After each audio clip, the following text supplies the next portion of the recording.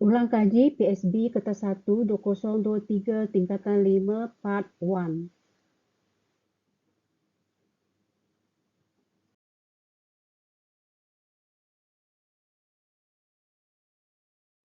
Baiklah, ini adalah antara tajuk untuk tingkatan 5. Tajuk pertama, sejarah dan apresiasi seni visual, iaitu skop dari segi seni bina. Nombor 2 ialah seni halus yang meliputi lukisan, catatan dan arca. Bab 3 iaitu reka bentuk, iaitu khusus untuk mengkaji reka bentuk industri. 4, seni kraft, iaitu tajuk yang lebih popular dan dekat dengan kita, iaitu seni batik. Dan nombor 5 ialah komunikasi visual yang meliputi tajuk seni reka grafik ataupun infografik, dan juga akhir sekali ialah seni foto. Okey, tajuk yang pertama iaitu seni bina. Cikgu sediakan beberapa soalan objektif untuk kertas 1. Kita lihat tajuk ia berbunyi seperti berikut. Pertama, seni bina melengkumi apa? A. Rumah tradisional, istana, masjid, makam, gereja, tokong dan kuil. B ialah masjid dan rumah, ataupun C. Kuil, rumah, istana dan makam, dan D ialah makam, tokong dan kuil. Sila catatkan jawapan sebelum cikgu bagi jawapan.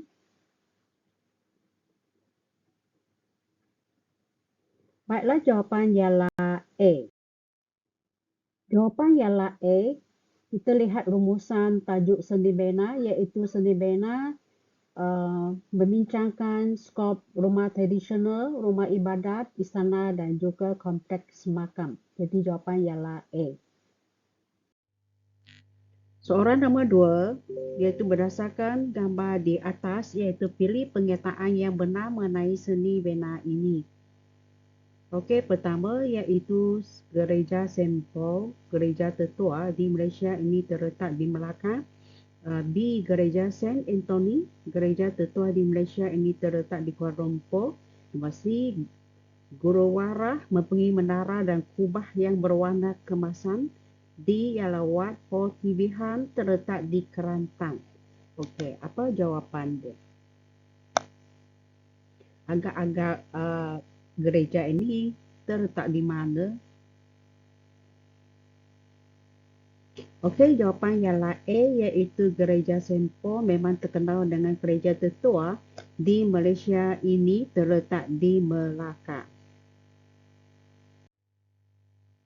Okey, ini adalah bahan-bahan evidence tentang Saint Paul ini. Memang ada dinyatakan, kita search internet berdasarkan email address ini, ialah kita dapatkan bahan bahawa memang ini ialah Gereja Saint Paul Melaka dan juga merupakan gereja yang tertua bukan hanya di Malaysia tetapi juga di Asia Tenggara. Soalan nombor 3, gambar 3 merupakan sebuah masjid yang terdapat di Malaysia. Apa masjid yang mempunyai bentuk bumbung seperti masjid tersebut? Adakah ia dinamakan sebagai Masjid Negara, B. Masjid Ubaidiyah, C. Masjid Tenggara ataupun D. Masjid Kampung Laut? Jadi untuk dapat jawapan ini, saya nasihatkan, cikgu nasihatkan bahawa kita lihatkan konsep dan juga reka bentuk masjid inilah. Bentuk ini seolah-olah seperti apa yang terbuka. Okey, sila catat jawapan. Jawapan ialah A, Masjid Negara, iaitu mengambil bentuk payung. Konsep payung ini untuk bahagian bumbung. Gambar Raja 2 di bawah menunjukkan bahagian bumbung rumah tradisional. Jadi apakah nama bagi bahagian X? A. Pemelih, B. Bumbung, C. Alang, D. Kasau jantan. Sila catat jawapan. Baiklah, jawapan ialah A, iaitu pemelih.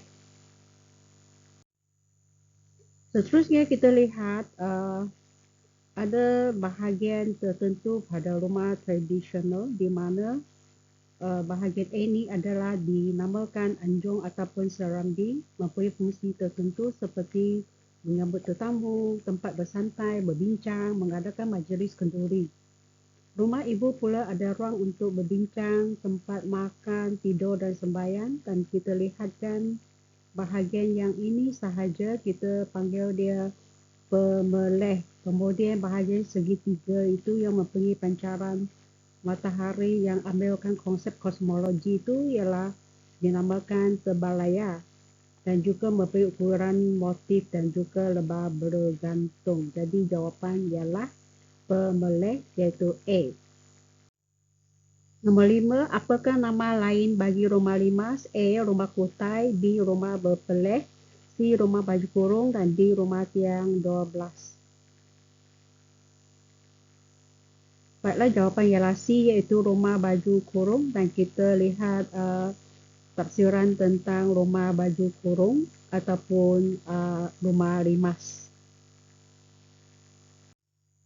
Baiklah, rumah limas ataupun juga dipanggil sebagai rumah baju kurung mempunyai bumbung berbentuk limas dan di puncak terdapat tunjuk lelangit.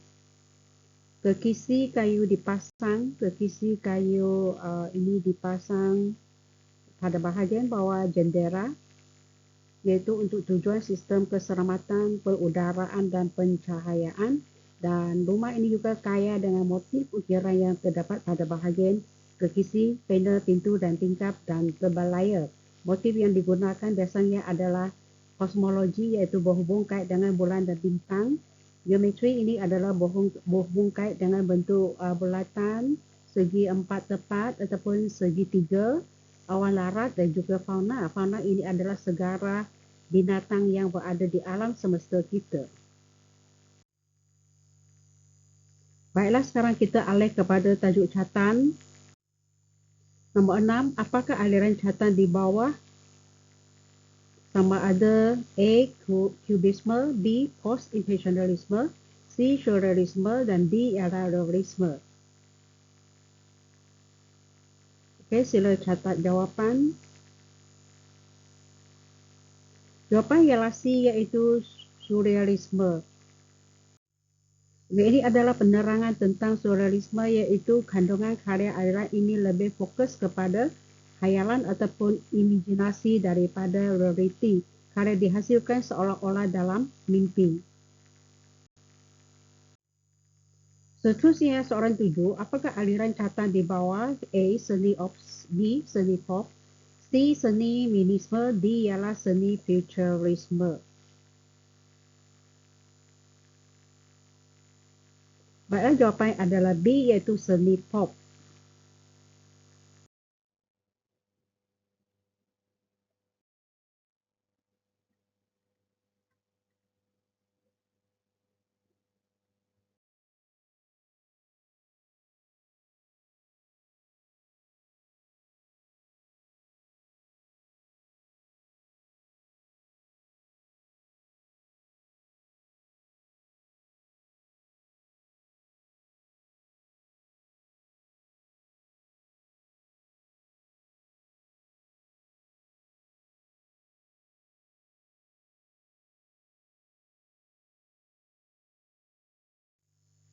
Kita lihat penerangan tentang konsep ataupun aliran ekspresionisme biasanya menggambarkan rohan perasaan secara spontan dan bebas dan juga menggambarkan kegelisahan dan keceraruan pelukis pada waktu itu.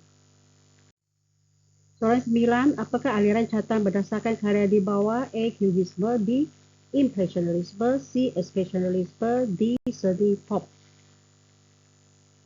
Jawapan ialah D iaitu seni pop. Okey, singkatan daripada perkataan popular art iaitu pop art.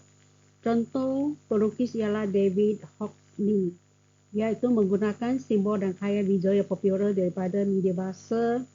Contohnya Presiden Obama sering menggunakan saiz teks yang besar dan garisan yang jelas. Tengok gambar ini.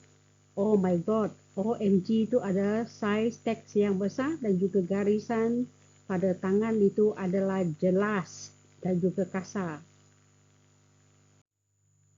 Nombor 10, maklumat di bawah berkaitan dengan teknik catatan. Okey, catatan ni banyak teknik kah? Iaitu warna diambil menggunakan pisau pelet yang disapu pada permukaan kanvas. Warna disapu memberi kesan jalinan sentuh.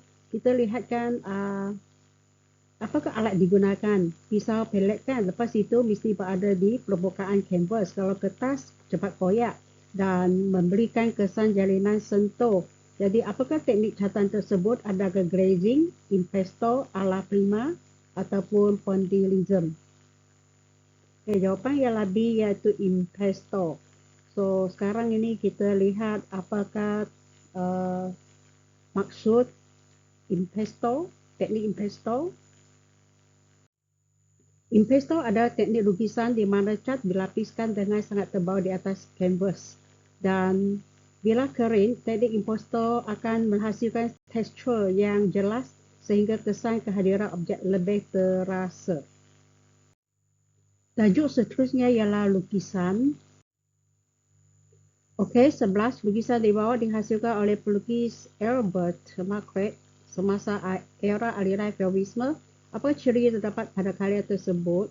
Untuk seorang pilihan 1, 2, 3, 4 ini, salah satu teknik ialah anda mesti cari jawapan yang kamu yakin. Contohnya, lukisan luahan emosi secara spontan. Okey, 2. Yakin betul, jadi bahagian ABCD yang tak ada 2, contohnya B tak ada 2, D tak ada 2, jadi kita terus potong. Kemudian tinggal A dengan C. Kemudian A dengan C, anda analisis sekali lagi.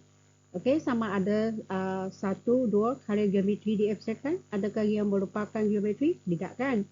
Jadi tengok yang nombor 3. Objek dikenali walaupun tanpa perincian. Okey, ini boleh diterima. Jadi jawapan secara automatik jawapan ialah C, iaitu 2 dan 3.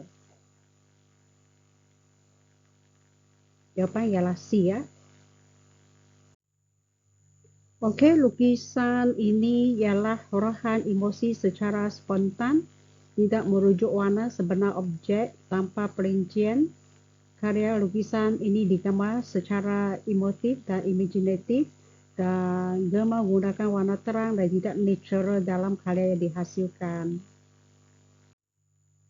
Seterusnya, soalan 12, pilihan aliran yang boleh dikaitkan dengan karya seni catatan di atas. Saya rasa ramai orang sudah tahu tentang karya ini ya. Okey. Okey, A,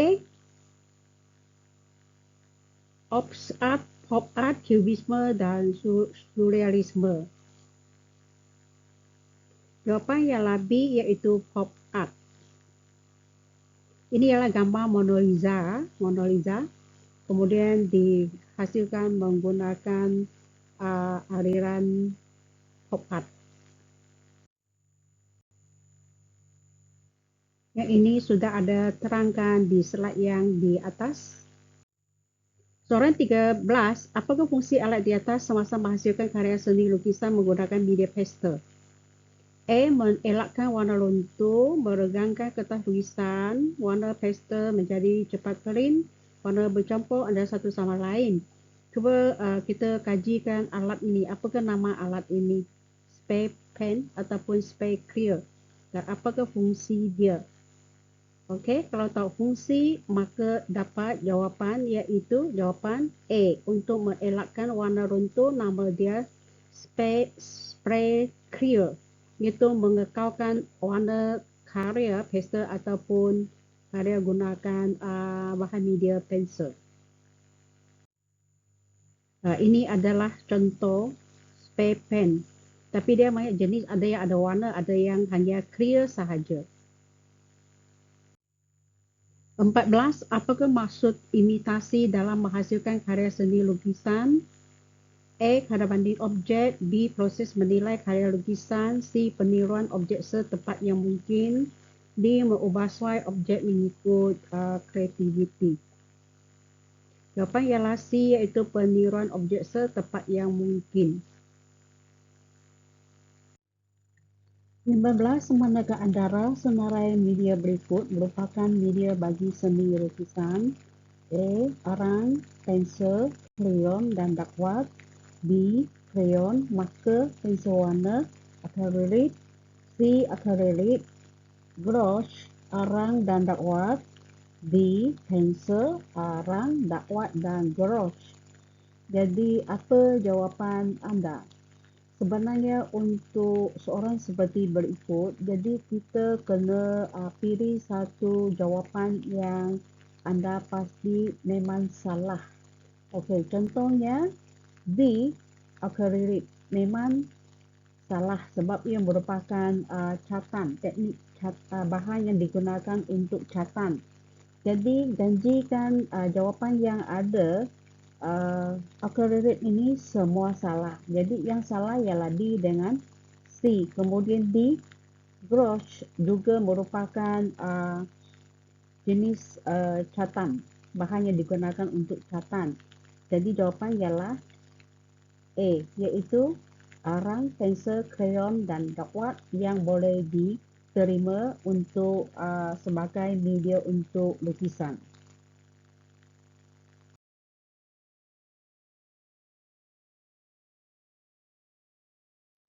Baiklah, kita alih ke tajuk arca. Baiklah, soalan 16 adalah berdasarkan arca yang bertema perhubungan yang dihasilkan oleh Syekh Ahmad Jamal. Kita lihat soalan dia berbunyi seperti berikut. Apakah prinsip rekaan yang terdapat dalam gambar raja arca di atas? 1. Harmoni. 2. Penegasan. 3. Pergerakan. 4. Kepelbagaian. Apa jawapan anda? Sila catat. Baiklah, jawapan cikgu ialah A, iaitu 1, 2 dan 3, iaitu harmoni, penegasan dan pergerakan tetapi tidak wujud kepelbagaian. 19. Apakah simbolik kepada acara zaman prasejarah yang bertajuk Venus or Willendorf?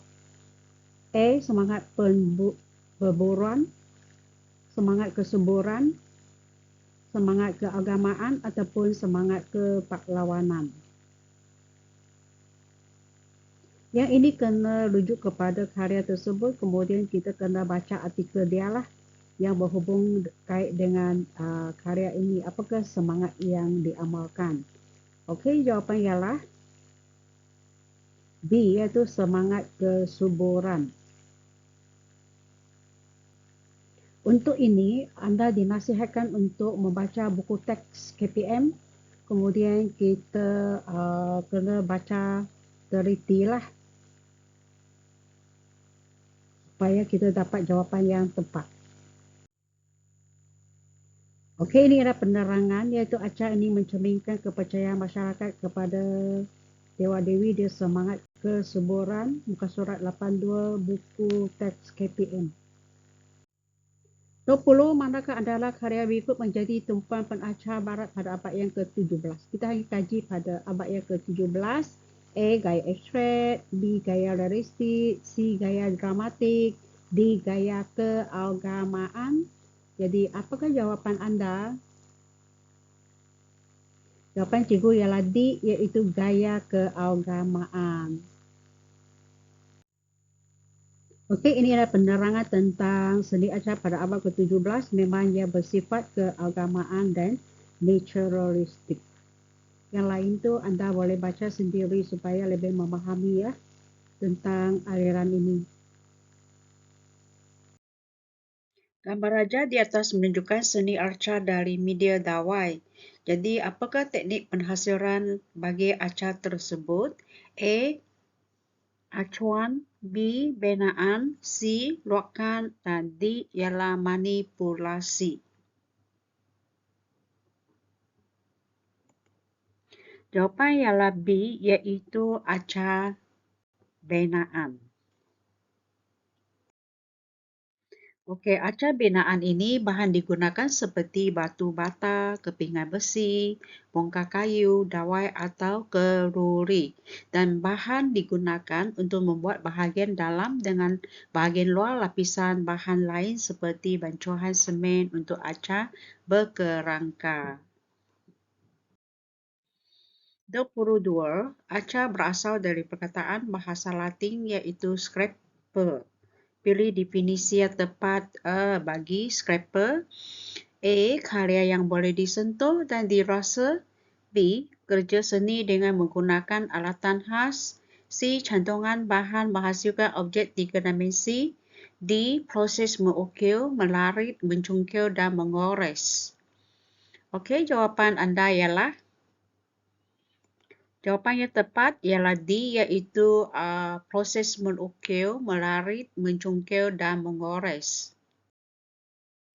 Acar estetika ialah acar yang mempunyai fungsi tertentu. B. Acar yang mementingkan keindahan.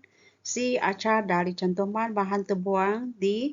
Acar yang mementingkan nilai kesatuan. Okey, kita mesti faham perkataan estetika. Apa maksud estetika?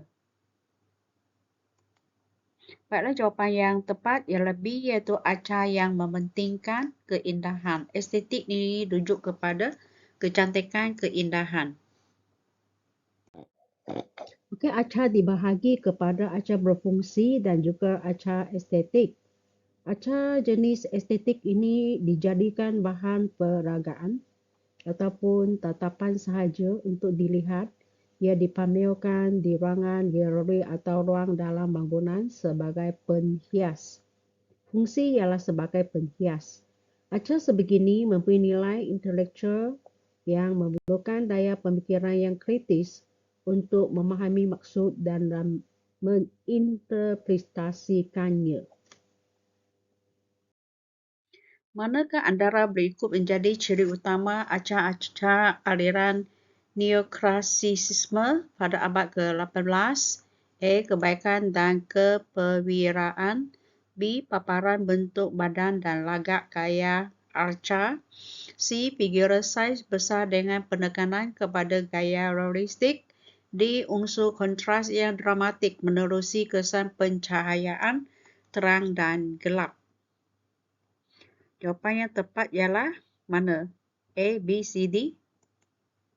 Okey, jawapan ialah A, iaitu kebaikan dan keperwiraan. Acar abad ke-18 sebenarnya dipengaruhi oleh aliran Rokoko dan Neoklasisisme, dan acar jenis ini lebih halus, lebih terperinci dan memiliki ciri-ciri realistik real. Okay? Dan acar aliran ini memberi tekanan kepada elemen yang menunjukkan dari segi aspek kebaikan dan keperwiraan. Ini jawapan dia. Kebaikan dan keperwiraan boleh rujuk buku teks KPM muka surat 87. Baiklah, soalan yang terakhir untuk video kali ini iaitu soalan 25. Bagaimana penacar aliran barok menampakkan unsur kontras dalam karya mereka? A. Bahan-bahan yang digunakan. B. Bentuk karya yang dihasilkan. C. Ketebalan dan kenipisan garisan. D. Kesan pencahayaan tenang dan gelap. Okey, sila catatkan jawapan. Okey, jawapan cikgu ialah D, iaitu kesan pencahayaan tenang dan gelap. Okey, ini boleh dapat jawapan dari buku teks muka surat 87. Baiklah, ini adalah video part 1 untuk kertas 1 PSB SPM sesi 2024 bagi tingkatan 5. Dan cikgu akan usaha untuk menyiapkan video part 2 iaitu tajuk-tajuk seperti seni kraft, kemudian reka bentuk industri dan juga fotografi. Sila follow lah channel cikgu dan juga untuk dapatkan bahan untuk mengulang kaji sebelum menduduki peperiksaan SPM.